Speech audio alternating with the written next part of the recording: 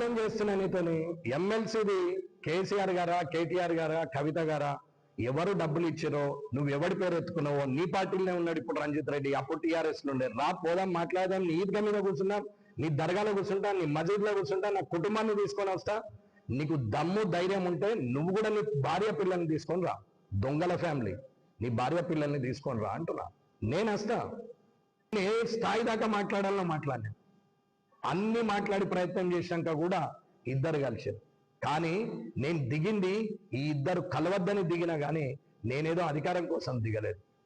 ఈ ఇద్దరు కలిస్తే ఏమవుతుంది?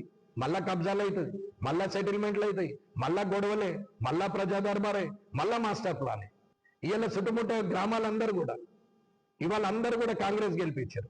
పోయినసారి అయింది ఏంది, మళ్ళీ ఇవాళ అయింది అవుతుంది.